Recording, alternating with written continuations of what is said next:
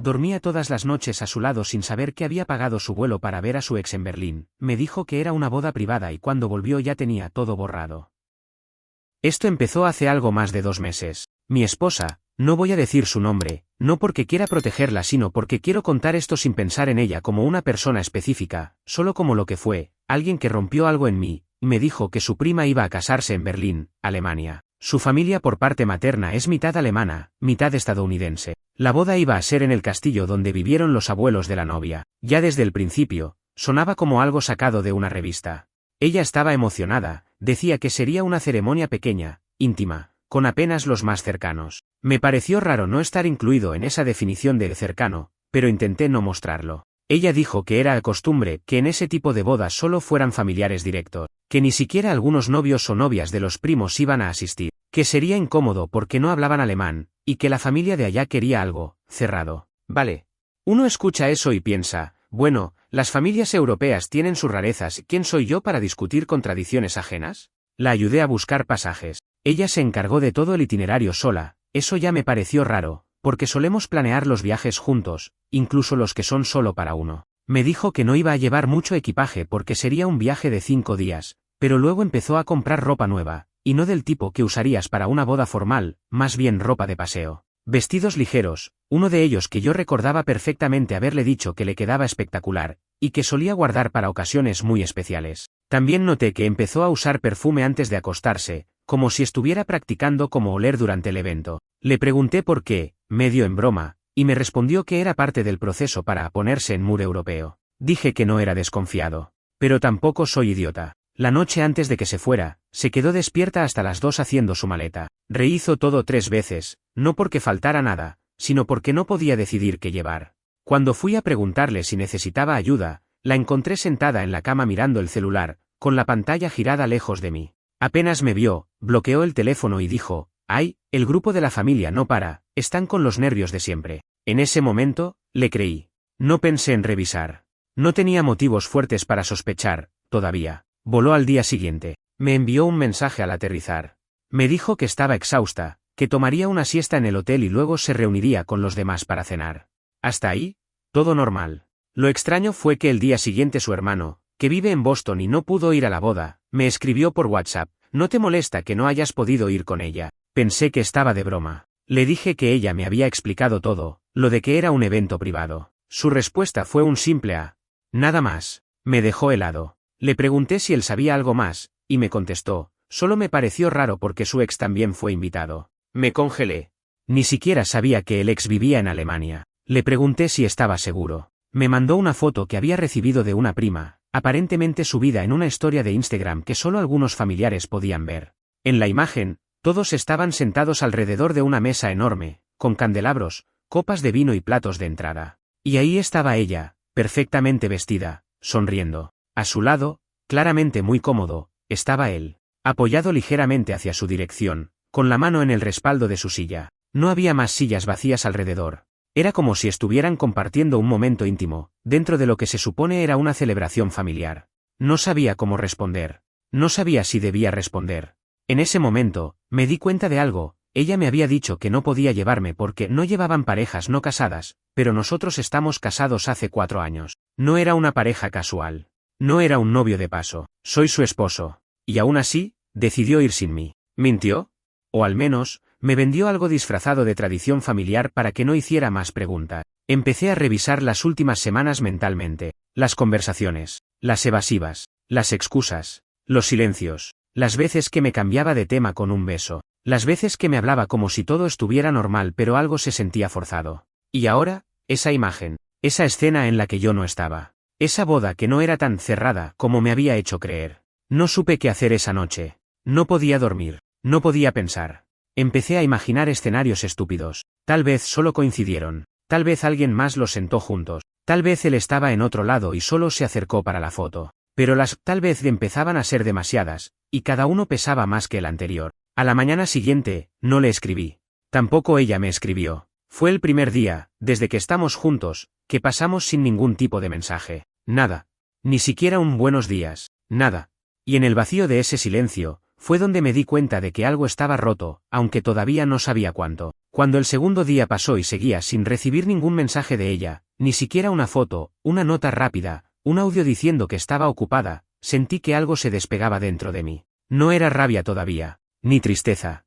Era esa sensación incómoda que uno tiene cuando se da cuenta de que ha estado hablando solo durante semanas, pero solo ahora lo nota. Como cuando le hablas a alguien por costumbre y un día te das cuenta de que esa persona ya no responde, solo asiente, sonríe con cortesía o cambia el tema. En ese vacío de comunicación, hice lo que me prometí que no iba a hacer, busqué a su prima por Instagram. No la tenía agregada, pero sus historias estaban públicas. Y sí, había una buena cantidad de fotos y vídeos del evento, el castillo, la ceremonia, el banquete, y en más de una imagen, ella, mi esposa, siempre con el mismo vestido verde oscuro que le había visto empacar con tanto cuidado, maquillada de forma impecable, con esa sonrisa que siempre me parecía sincera. Pero ahí, en ese contexto, no sabía si lo era. En una de las fotos aparecía con su madre, en otra con su hermana, pero en la mayoría, estaba con él, el ex. No hacía falta confirmarlo. Lo había visto en fotos viejas cuando recién empezamos a salir. Era inconfundible. Alto, delgado, pelo rubio y ese tipo de barba cuidadosamente desordenada que parece espontánea pero claramente no lo es. Estaba en la boda. Estaba con ella. Y no parecía ser un invitado casual, ni alguien que simplemente apareció sin querer. En uno de los vídeos cortos, de esos que alguien graba con el celular en la pista de baile, se les veía bailando. No era un baile formal, ni lento, pero estaban cerca, muy cerca. Él la giraba con naturalidad, y ella reía. No había incomodidad. No había distancia. Sus cuerpos sabían dónde estaban. Había una confianza vieja en la forma en que se movían. Una intimidad que no se fabrica en una noche. No era el tipo de baile que uno tiene con un ex si las cosas realmente quedaron en el pasado. No podía seguir viendo. Cerré el teléfono. Sentí esa mezcla entre náuseas y taquicardia que solo viene cuando te golpean con algo que no sabías que temía. Me senté en el borde de la cama y traté de pensar. ¿La llamo? ¿Le pregunto directamente? ¿Finjo que lo sé todo, o me hago el ingenuo para ver qué me dice ella? No hice nada. Esperé. Tercer día. Un mensaje. Finalmente. Hoy fue hermoso. El castillo parecía de película. Luego te muestro fotos. Solo eso. Ni una sola mención a mí, ni un pote extraño, ni una pista de que algo en su mundo estuviera fuera de lo normal. Respondí con un simple ¿y qué tal la ceremonia? Tardó 5 horas en contestar. Muy linda. Mucho llanto. Muy emotiva. Comimos como reyes. No dijo quién estaba en su mesa. No mencionó a su ex. Ni siquiera lo reconoció como parte de los invitados. Y fue en ese punto donde supe, sin ninguna duda, que me estaba ocultando cosas. Porque si no tienes nada que esconder, no hay razón para omitir lo obvio. Volví a escribirle, esta vez de forma más directa, ¿está él ahí? No necesitaba poner el nombre. Sabía que ella sabría de quién hablaba. Tardó otra hora en responder. ¿Quién? Respondí, tú sabes quién. Tu ex. El alemán. Entonces apareció el clásico, ¿por qué preguntas eso? No fue un no. No fue un sí. Fue un rodeo. Un desvío. Como si decir la verdad fuera algo que tuviera que calcular antes de soltarla. Me harté. Mandé la foto que me había pasado su hermano. La de la cena. Sin ningún comentario. Tardó 10 minutos. Ah, sí, vino. Pero no te dije porque sabía que ibas a reaccionar así. Y ahí fue como si se encendiera algo adentro mío. Así como, ¿molesto por saber que me mentiste? ¿Incómodo porque ocultaste que ibas a compartir espacio con una persona con la que tuviste historia? ¿Confundido por ver que me excluiste y a él lo incluiste? Le respondí, entonces no fue una boda privada solo para familia. Fue una excusa. Me dejó en visto. Nada más esa noche. Ni un intento de justificar. Ni un intento de negar. Dormí mal. Tenía el teléfono en la mano como si fuera una bomba que podía explotar en cualquier momento. A las 3 de la mañana, llegó un mensaje, mañana hablamos por videollamada. Te explico todo. Amanecí con esa frase rebotando en mi cabeza. ¿Qué significa, todo? ¿Por qué ahora si quiere hablar? ¿Qué clase de explicación puede hacer que esto tenga sentido? El día pasó lento, como si alguien lo hubiera puesto en cámara lenta solo para torturarme. A las 8 de la noche me llamó. Atendí sin decir nada, solo mirándola. Estaba en una habitación de hotel con cortinas blancas detrás. Su expresión era tensa, pero no triste. Había preparado lo que iba a decir. Sí, vino. Me escribió hace meses para ver si yo iría. Le dije que sí. Supuse que no pasaba nada si coincidíamos. Solo somos amigos. No quería decírtelo porque sé cómo eres con esas cosas. Me dolió más esa última frase que todo lo anterior. ¿Cómo soy? Como si mi dolor fuera el problema. Como si mi reacción a una mentira fuera peor que la mentira misma. ¿Y por qué me dijiste que era solo para familia? Pregunté. Técnicamente lo es. Él es amigo de la novia. La conoció cuando estaban juntos. Es como de la familia. Pero yo soy tu esposo. Ella se quedó en silencio. Ni siquiera bajó la mirada. Solo, se quedó ahí, mirando a la pantalla, como si de pronto no entendiera cómo funciona la lógica más básica del mundo. Sé cómo suena todo. Pero no pasó nada. Te lo juro. Solo hablamos. Bailamos un poco. Él está saliendo con alguien más. No hay nada ahí. Volví a mostrarle otra foto. Esta vez de otra historia, donde aparecían caminando por el jardín del castillo, solos, alejados del grupo. Se estaban riendo. Ella tenía la mano sobre su brazo. No parece que solo hablaran. Ella apretó los labios, luego dijo, no sé qué quieres que diga. ¿Estás sacando conclusiones? No. Estoy viendo hechos. Tú estás tratando de explicarlos como si fueran irrelevantes. Corté la llamada. Apagué el teléfono. Esa noche no dormí. Pero ya no era por confusión. Era por decisión. No volví a encender el teléfono hasta el día siguiente a media tarde. Cuando lo hice, había 5 mensajes de ella. Todos breves. Ninguno decía lo que de verdad necesitaba leer. ¿Estás bien? Podemos hablar cuando tengas un momento. Sé que estás dolido. Pero por favor, no cortes así. Llegamos a la casa de mi tía. La recepción fue muy larga. Me duele que no confíes en mí. Esa última fue la que me dio más rabia. Porque no es que no confiara en ella, es que ella misma había destruido esa confianza paso a paso, con cada omisión. Con cada palabra cuidadosamente medida para sonar inofensiva. No fue una mentira gigante lo que me rompió. Fue una acumulación de silencios estratégicos, decisiones prácticas que no me incluían, y explicaciones hechas con la frialdad de alguien que cree que si pone voz suave a las cosas, el contenido no importa. Le respondí a las 6 de la tarde. No me fui por las ramas, volvé cuando quieras. Pero no esperes que esto sea lo mismo. 5 minutos después me llamó. No atendí. No quería escuchar su voz. Aún no. 1 hora más tarde, escribió, no entiendo por qué estás haciendo esto tan grande. Fue una boda. Un ex. No hay crimen ahí. Y ahí fue cuando supe que ella no estaba en el mismo plano que yo.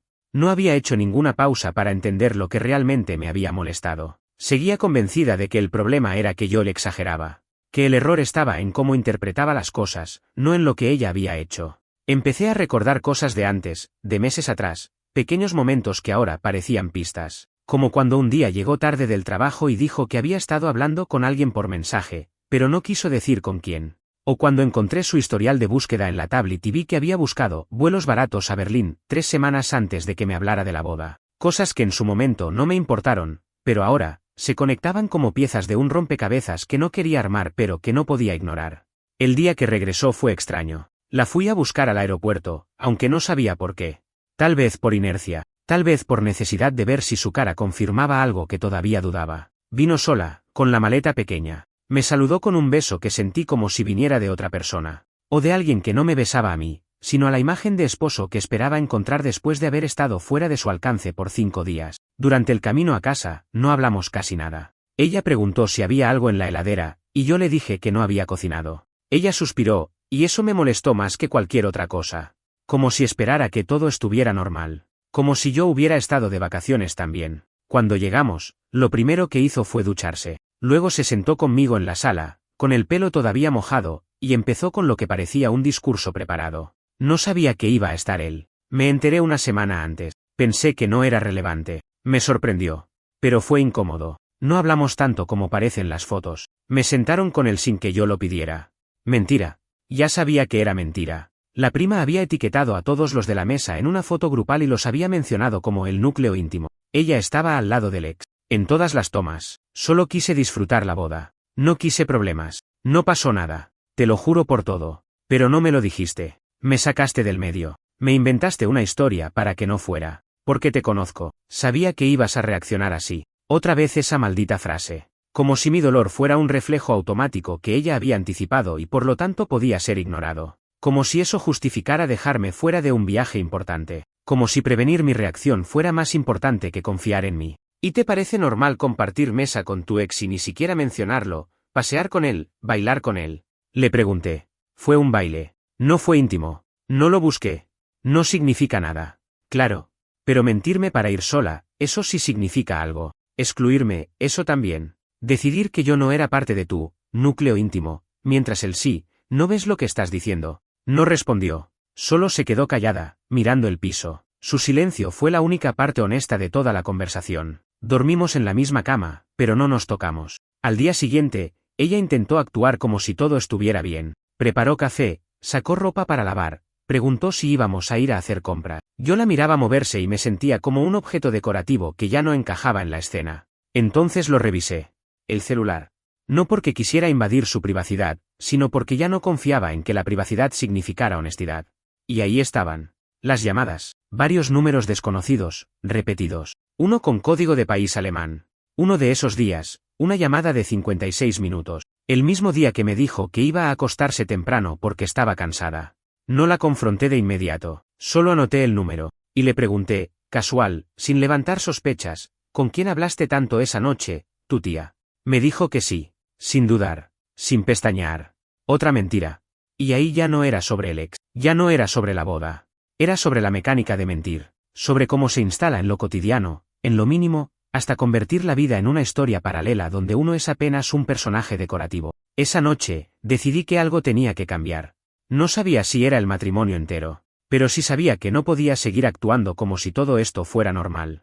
Esa semana fue como vivir en una casa de cristal con alguien que ya no sabía cómo moverse sin romper algo. Ella caminaba con cuidado, hablaba poco, y cada gesto que antes habría sido natural, una mano en mi hombro, un «¿cómo estuvo tu día?», un «te hice café», ahora se sentía falso. No porque pudiera probar que lo era, sino porque había perdido la capacidad de recibirlo sin dudar. Ya no confiaba en lo que me daba. En ningún plano. Y no me malinterpreten, yo no soy paranoico por deporte, tampoco soy de esos que se inventan película, pero cuando pasas años creyendo que tu pareja te incluye en todo, que si no puede contarte algo al menos lo intenta, y de pronto ves que no solo te excluyó, sino que lo hizo con estrategia, con calma, con una lógica que parecía planificada, ahí, te das cuenta de que algo se rompió, y que lo que se rompió no fue un momento, fue una forma de vivir con esa persona. Esa semana fue también la del silencio funcional, de los dos. Nos hablábamos para lo justo, la comida, el turno del auto, el recordatorio de que el alquiler vencía. Pero todo lo demás, las pequeñas conversaciones, las bromas espontáneas, las confesiones tontas antes de dormir, habían desaparecido. No se extinguieron con una pelea, se fueron desdibujando, como si alguien hubiera bajado el volumen lentamente hasta que lo único que quedaba era la imagen, sin sonido. 2 días después, mientras ella dormía, volví a revisar el número alemán. Lo busqué en Google. Nada. Luego en Facebook. Tampoco. Lo copié y lo puse en el buscador de WhatsApp, solo para ver si por error lo tenía guardado con algún nombre. No apareció, claro. Pero si apareció otra cosa, el chat archivado. Uno que no estaba visible cuando abrías la app, uno que claramente había sido escondido. No me enorgullezco de lo que hice después, pero tampoco me arrepiento. Entré al chat. Era él. No había mensajes recientes, pero lo que estaba ahí decía suficiente. Fotos del castillo, bromas internas, un «te ves hermosa como siempre» de su parte. Un «no digas eso, me vas a meter en problemas» jajaja de ella. Capturas de pantalla de canciones. Uno donde ella le mandó una selfie en el espejo del hotel, con el vestido puesto, diciendo «demasiado». Él respondió con un emoji de fuego y un «te vas a robar todas las miradas». La fecha era el mismo día de la boda. Cerré el chat. Volví a poner el celular donde estaba. Me senté en el living, con las luces apagadas, y traté de respirar. Era eso. No necesitaba más. Al día siguiente le dije que necesitábamos hablar. Me miró con cara de que ya lo sabía, como si estuviera esperando ese momento. Se sentó en el borde de la silla, con los brazos cruzados, sin decir nada. Yo fui directo. Le escribiste. Hablaste con él antes de viajar. Le mandaste fotos. Ocultaste el chat. Te reíste con él. Coqueteaste. Y a mí me sacaste del medio. No respondió enseguida. Miró al piso. Luego dijo, no pasó nada físico. Ahí fue cuando entendí que había cruzado esa línea invisible donde lo físico ya no era lo importante. Lo que dolía era lo otro. Era el proceso de planeación, de desvío, de arquitectura de la mentira. Lo físico era solo el síntoma. Lo enfermo era el resto. ¿Qué buscabas?, le pregunté. No lo sé, dijo, sin levantar la vista. Y eso fue lo peor. Que ni siquiera tuviera una respuesta elaborada. Ni una excusa para convencerme. Solo eso, un no lo sé. ¿Estás enamorada de él? No. Entonces, ¿por qué él y no yo? ¿Por qué compartir con él una parte de tu vida que me ocultaste a mí? Se encogió de hombros, como si no supiera qué hacer con la pregunta, como si la respuesta fuera demasiado grande para decirla en voz alta. ¿Te aburriste de mí?, dije, con un tono que no reconocí como propio. No, no me aburrí. Solo necesitaba recordar cómo era antes. Ahí estuvo. La frase exacta. Esa línea que no dice mucho pero lo cambia todo. Porque en esas palabras había más que nostalgia. Había una admisión implícita, que había ido buscando algo que yo ya no le daba, o que ella ya no encontraba en sí misma. No importa. El punto era que lo buscó afuera. Y me mintió para hacerlo. Le dije que iba a pasar unos días en casa de mi hermano. No discutió. No trató de convencerme. Solo preguntó, ¿vas a volver? Y yo no supe qué responder. Me fui con una mochila, sin decirle cuánto tiempo estaría fuera. Mi hermano vive a 40 minutos en auto, con su esposa y sus 2 hijos. Me recibió sin hacer preguntas, aunque supo de inmediato que algo estaba mal. Me dio la habitación de huéspedes y me dejó solo. Esa noche, dormí mejor. No porque estuviera bien, sino porque al menos no estaba respirando el mismo aire envenenado de la casa. Al día siguiente, le conté todo. No me interrumpió. Al final, solo dijo, eso ya no es un error, es una decisión que ella tomó. Y sí, porque no era una noche borracha. No fue un mensaje fuera de lugar. Fue una cadena de acciones frías, conscientes, una ingeniería emocional. Después de eso, empecé a pensar en serio en qué era lo que quería, si esto era salvable, si quedaba algo que no se hubiera contaminado. No encontré respuesta clara. Pero si supe una cosa, yo ya no era el mismo. Pasar unos días en casa de mi hermano fue como meter la cabeza en el agua para apagar un incendio. No resolvía nada, pero al menos me daba unos momentos de silencio mental. Silencio real, no el tipo que se construye entre 2 personas que duermen en la misma cama y se ignoran de común acuerdo. Este era un silencio sin tensión, sin necesidad de medir palabras. Era paz. Prestada, sí. Temporal. Pero paz, al fin y al cabo. Mi hermano no es de hablar mucho. Su forma de demostrar que está ahí es prepararte un café y dejarlo sobre la mesa sin decir nada. Agradecí eso. No quería discursos. No necesitaba que alguien me dijera deberías hacer esto o aquello. Necesitaba procesar. Durante el segundo día, recibí un mensaje de ella, no quiero presionarte, pero al menos dime si estás bien. Respondí con un estoy bien. No era verdad del todo, pero tampoco era mentira. Estaba en el medio. Ese lugar borroso donde uno se instala cuando no sabe si va a seguir o a terminar. Más tarde, otro mensaje, si necesitas tiempo, lo entiendo. Pero no te cierres por completo. Hablemos cuando estés listo. Y esa fue la primera vez que me sentí en desventaja emocional. Porque la persona que había mentido, que había ocultado, ahora era la que ponía condiciones suaves, como si tuviera la autoridad moral para decir cuándo y cómo hablar. Ella parecía convencida de que lo suyo había sido un desliz, no una fractura. Y eso me hizo pensar, ¿cuántas veces en el pasado hizo cosas parecidas y yo ni me enteré? Es una pregunta peligrosa. Te puede consumir. Porque una vez que tu mente se acostumbra a buscar, siempre encuentra. Empieza a revisar conversaciones viejas, momentos que antes parecían triviales, y los ve bajo otra luz. El día que tardó en contestar porque se quedó dormida. La salida con una amiga que no tenía nombre. La noche que volvió con una energía extraña, distinta, como si la vida afuera tuviera más voltaje que la vida que compartía conmigo. Y entonces te das cuenta de que lo que más te duele no es lo que pasó, sino la posibilidad de todo lo que pudo haber pasado y que nunca sabrás. Esa incertidumbre es un pozo sin fondo. Y yo ya estaba cayendo en él. Empecé a escribir cosas, no cartas, no mensajes, solo pensamientos, ideas desordenadas en la app de notas del celular. Cosas como, si te tengo que preguntar si estás diciendo la verdad, ya no es amor, es vigilancia. ¿Qué dice de mí que necesitaba pruebas para creerme lo que sentía? Tal vez esto se rompió antes, y solo ahora me estoy dando cuenta. Escribir me ayudaba a no estallar. A poner distancia entre lo que pasaba y lo que pensaba sobre eso. El tercer día, me levanté temprano. Mi sobrino vino a sentarse a mi lado mientras tomaba café. Me preguntó si me iba a quedar a vivir con ellos. Le dije que no lo sabía. Me abrazó. Esa ternura inesperada me quebró más que todo lo anterior. Volví a casa esa tarde. Ella estaba. Me había escrito más temprano para avisarme que iba a estar ahí, por si decidía regresar. Cuando entré, no dijo nada. Solo me miró. Tenía el rostro de alguien que ensayó muchas conversaciones y no sabía cuál usar. Yo tampoco tenía un guión. Solo tenía claro que quería verla una última vez antes de decidir cualquier cosa. Nos sentamos en el sofá. Le pregunté si quería decirme algo. Asintió. Y lo dijo. Que no sabía por qué había hecho todo eso. Que no había una razón lógica. Que no había querido hacerme daño. Que fue una combinación de nostalgia, ego y un deseo idiota de sentirse deseada, admirada. Dijo que con él no había futuro, solo una especie de espejo del pasado. Que no lo había planeado así, pero que tampoco se había detenido cuando debía. No dormí con él, si eso es lo que querés saber, dijo, con los ojos clavados en el suelo. Eso no cambia mucho, respondí. No, ya sé. Dijo que entendía si yo quería separarme, que no iba a discutirlo, que si eso pasaba, lo iba a aceptar.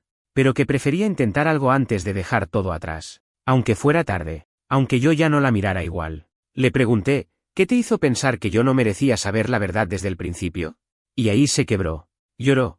Pero no lloró con culpa. Lloró con miedo. Como alguien que recién se da cuenta de que perdió algo que daba por garantizado. Porque si te lo decía, no ibas a dejarme ir. Y yo quería ir. Solo no quería las consecuencias. Esa fue la frase, la que me quitó el aire. Entonces entendí que no era que me había mentido porque se había confundido. Me había mentido porque no quería renunciar a las dos cosas, a su aventura emocional y a la estabilidad que representaba yo. No era un error. Era egoísmo. Disfrazado de inocencia. Nos quedamos en silencio. No le dije si me iba o si me quedaba. Solo me levanté, agarré una muda de ropa, mi laptop, y salí otra vez. Esta vez sin prometer nada. Ni a ella ni a mí. Volver a casa de mi hermano no fue un escape. Fue una retirada estratégica. Ya no me sentía víctima de lo que pasó, me sentía rehén de lo que no sabía hacer con eso. Hablarlo no servía. Guardarlo menos. No sabía si quería reconstruir algo o simplemente cerrar la puerta sin mirar atrás. Mi hermano me lo dijo una noche, mientras lavábamos platos: no decidas mientras todo esté crudo. Cuando una herida está abierta, cualquier cosa parece amputación. Tenía razón. Pero yo tampoco sabía cuánto tiempo podía esperar a que dejara de doler para decidir qué hacer. Ella seguía en casa. Seguía escribiéndome. Ya no con excusas, sino con calma forzada. Frases como: estoy disponible para hablar cuando estés listo, podemos ir a terapia si eso ayuda, estoy leyendo sobre cómo reconstruir la confianza. Todo bien escrito. Todo medido. Casi profesional. Y fue ahí donde empecé a sospechar que ya no estaba hablando solo conmigo, que ella no solo estaba buscando arreglar lo nuestro, sino construir su defensa pública, por si esto se desmoronaba. Lo confirmé días después, cuando un amigo en común me escribió para preguntarme cómo estaba. No me molestó. Agradecí que alguien lo hiciera sin tomar partido. Pero entonces dijo algo que me dejó frío. Me sorprendió que te fueras así. Ella me dijo que lo estaban trabajando, que no fue grave. No fue grave. Eso fue lo que dijo. Como si lo que pasó fuera una confusión. Como si yo fuera el que había decidido exagerar.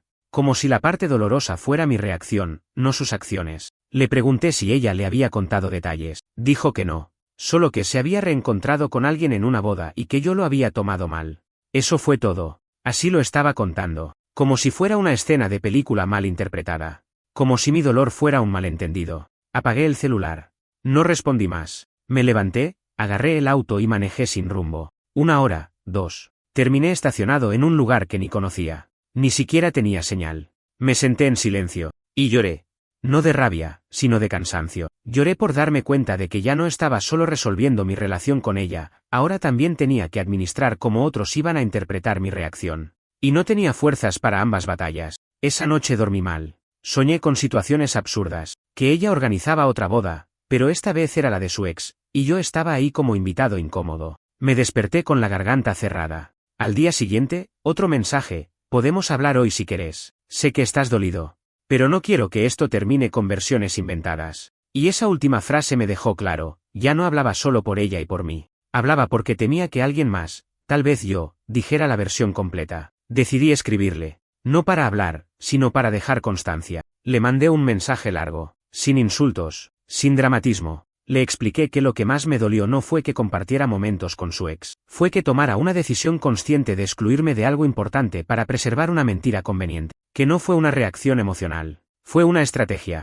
que su manera de manejar la verdad, escondiéndola debajo de palabras suaves, había sido peor que cualquier escena directa. Le dije que no estaba seguro de si quería seguir con el matrimonio, que probablemente no, pero que no estaba listo para hablar todavía, que respetara eso. No respondió de inmediato. Pasaron 3 horas. Luego me escribió: nunca quise hacerte sentir menos. Me equivoqué. No supe manejarlo, pero tampoco hice nada imperdonable. Pensé que lo nuestro era más fuerte. Ahí estaba, otra vez. Esa lógica perversa donde la traición no es grave si no pasa de cierto punto, donde la mentira es aceptable si el otro no se entera, donde el daño se mide por cuánto se reacciona, no por lo que lo causó. Esa noche hablé con mi hermana, que vive en otro estado. Le conté todo. Escuchó sin interrumpirme. Al final me dijo algo que se me quedó clavado. A veces uno no se separa solo por lo que el otro hizo, sino por la persona que uno se vuelve tratando de perdonarlo. Y sí, porque lo que ella había hecho no era un crimen. Nadie murió. Nadie fue golpeado. Nadie confesó un amor secreto. Pero yo ya no era el tipo que confiaba, que dormía tranquilo, que veía a su esposa y pensaba todo está bien. Me había convertido en alguien que buscaba pruebas, que hablaba por WhatsApp como si cada palabra pudiera ser usada en mi contra. Que escribía mensajes que no enviaba, que archivaba capturas de pantalla por si las necesitaba después. Ese tipo de persona no puede construir nada sano. Esa misma semana empecé a buscar departamentos en alquiler. Nada definitivo. Pero quería saber qué había allá afuera. No solo en términos inmobiliarios, sino en términos de vida. Quería saber si todavía había algo después de esto. Un espacio nuevo, aunque sea chiquito, donde no todo estuviera contaminado de esa historia. Donde yo pudiera volver a respirar sin preguntarme a cada rato que estaba escondido debajo del silencio. Y mientras buscaba, me di cuenta de que la pregunta ya no era si podía perdonarla. La pregunta era si podía volver a ser yo mismo estando a su lado. Y la respuesta, aunque no me gustó, fue clara. El primer departamento que fui a ver estaba en un segundo piso, cerca de una avenida con poco tráfico. Techos bajos, cocina minúscula, baños sin ventana. Nada especial. Pero tenía algo que me desarmó por completo: silencio. No ese silencio tenso que uno aprende a habitar cuando una relación se está cayendo. Era el tipo de silencio honesto, sin dobleces. Un espacio vacío que no tenía memoria, que no cargaba con susurros en la madrugada ni con discusiones suspendidas en el aire. Estuve ahí 15 minutos y no dije ni una palabra. El agente inmobiliario hablaba solo, como si supiera que no tenía que convencerme de nada. Salí de ahí sabiendo que no lo iba a alquilar. Pero también salí con algo nuevo en el cuerpo, la confirmación de que sí, podía imaginarme empezando de cero. Con poco. Con lo justo. Pero libre. Esa noche, antes de dormir, recibí un audio de ella. No lo escuché enseguida. Esperé.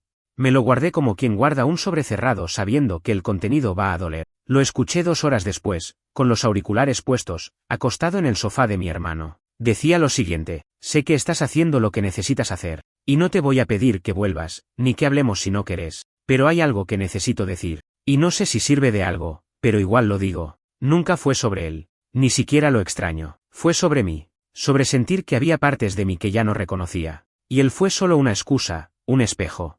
Me equivoqué en todo, y lo sé. Pero nunca quise sacarte de mi vida, solo no supe cómo sostenerla.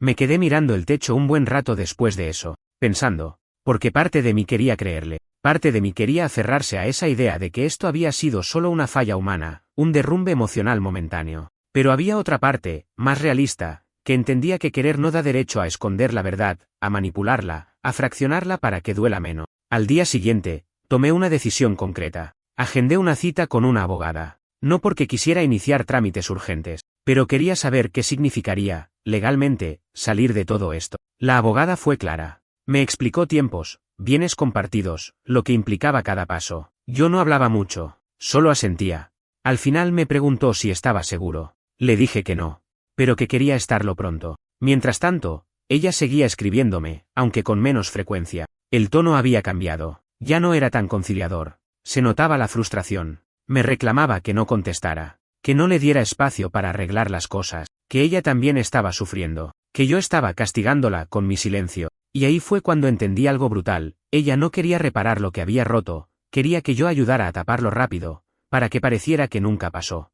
Eso no era sanación, era maquillaje emocional. Una tarde, cuando pasé por casa a buscar algunos libros y documentos, ella estaba ahí. No me avisó. Supongo que lo hizo a propósito. ¿De verdad vas a tirar todo por esto? Fue lo primero que me dijo, desde la cocina. No respondí. Todo lo que construimos, los planes, nuestros viajes, las charlas hasta tarde. Seguí guardando mis cosas. Ni siquiera vas a mirar para atrás, a reconsiderar nada. La miré. Pero no con bronca. La miré con algo más difícil, con aceptación. Con ese tipo de mirada que uno le da a algo que sabe que ya no es suyo. Aunque esté delante. Aunque lo haya amado. Aunque todavía quede una parte que lo extrañe. No puedo vivir esperando el próximo secreto. Le dije. Ella bajó la cabeza. Y no dijo más. Cuando salí, supe que ese momento iba a repetirse en mi cabeza muchas veces. Porque hay una parte de uno que quiere que el otro ruegue, que se arrodille, que admita absolutamente todo. Pero hay otra parte, la más dolorosa, que sabe que ni las disculpas más sinceras pueden deshacer el daño cuando la confianza murió por asfixia. Esa noche, volví al departamento del segundo piso. No para alquilarlo, solo para volver a ese silencio. Estuve 20 minutos parado frente a la puerta. No entré. Pero supe que era cuestión de tiempo. Y por primera vez en mucho tiempo, sentí que mi vida me pertenecía de nuevo. La mudanza no fue un evento dramático. No hubo gritos, ni cajas lanzadas al suelo, ni escenas dignas de una película. Fue un proceso casi quirúrgico. Preciso. Silencioso. Fui tomando mis cosas por tandas. Lo esencial primero: documentos, ropa, libros. Después lo emocional: algunos cuadros, el mate viejo que heredé de mi viejo. Los discos que coleccionábamos juntos pero que compré yo. Ella no estaba presente en ninguna de esas visitas. y no sé si fue por elección o por respeto, pero lo agradecí. Cuando finalmente firmé el contrato del nuevo departamento, me senté en el piso, con la espalda contra la pared, mirando el espacio vacío. Había un colchón, una mesa de camping y una silla. Nada más. Pero por alguna razón no lo sentí triste. Lo sentí limpio. Como si la ausencia de muebles fuera también una ausencia de ruido, de culpa, de dobleces. Las primeras noches fueron raras. No porque extrañara la casa, sino porque me encontré con una versión de mí que había olvidado. Alguien que no vivía con el peso constante de lo que no se dice. Podía cocinar lo que quería, poner música fuerte sin negociar el volumen, acostarme a cualquier hora sin pensar en explicaciones. Y sí, eso suena infantil, pero cuando vivís con alguien que te miente sin escándalos, la libertad no se nota hasta que estás lejos. Ella me escribió el día que supo que me había mudado. Un mensaje corto: lo siento. No pensé que ibas a irte de verdad. Esa frase me dejó helado. Porque encapsulaba todo. No pensó que yo era capaz de romper el guión, de no quedarme, de no aceptar su narrativa como inevitable. No respondí. No porque quisiera castigarla, sino porque ya no tenía nada más que ofrecerle desde la palabra. Había intentado hablar, escuchar, procesar, pero hablar con alguien que te dice la verdad por partes es como armar un rompecabezas donde todas las piezas encajan pero la imagen nunca aparece. Un par de semanas después, un amigo en común me mandó una captura de pantalla, una publicación suya en redes, una foto en blanco y negro, una frase vaga sobre segundas oportunidades, comentarios de gente diciéndole todo pasa por algo, qué valiente, ánimo, lo estás haciendo bien. Nada explícito. Pero el subtexto era claro, ella ya estaba escribiendo su versión oficial de los hechos. Una historia sin infidelidad, sin estrategia, sin exclusiones. Solo una mujer confundida, abrumada, herida por una separación inesperada. No le respondí al amigo. Cerré el chat. Y entendí algo que me costó días admitir: hay batallas que uno pierde por pelear en el campo del otro. Si discutía su narrativa, me volvía parte de su historia. Si intentaba corregir lo que decía sobre mí, seguía orbitando alrededor de su control. Así que decidí salirme por completo. No discutir. No explicar. No defenderme. Quien quiera saber la verdad, que la busque en lo que hice, no en lo que dije. A veces me preguntan si la extraño. Sí. A veces. Pero no a ella hoy. Extraño la versión que creí que era. La mujer con la que compartía miradas silenciosas en un cine. La que se reía con la boca abierta y me hacía sentir que todo era posible. Pero esa mujer, si alguna vez fue real, dejó de estar mucho antes de que yo lo notara. Me llevó tiempo entenderlo, pero lo hice. El amor no se rompe cuando alguien comete un error. Se rompe cuando esa persona elige proteger su error antes que tu derecho a saber la verdad. Ahí es cuando ya no hay más que hacer. Pasaron meses. Ella no escribió más. Yo tampoco. Firmamos los papeles del divorcio con la misma eficiencia con la que habíamos dividido los muebles, sin emoción, sin escándalo, como si estuviéramos firmando el cierre de una cuenta bancaria. Y en cierto modo, eso fue. Una cuenta emocional, cerrada, saldo en cero. No por falta de amor, sino por exceso de desgaste. Hoy, todavía no estoy con nadie. No tengo apuro. Estoy conociéndome otra vez. Aprendiendo a no vivir en modo defensa. Redescubriendo el valor de la conversación sin agenda. El placer de dormir sin que nada pese sobre el pecho. De levantarme y tomar decisiones sin ese murmullo interno que te hace preguntar si estás viendo todo o solo una parte. Y no sé si volveré a confiar con la misma intensidad. Pero sí sé que nunca más voy a quedarme donde la honestidad sea un lujo y no un mínimo. Así terminó todo. No con una pelea. No con un portazo. Sino con una verdad dicha demasiado tarde y con una decisión tomada demasiado en silencio.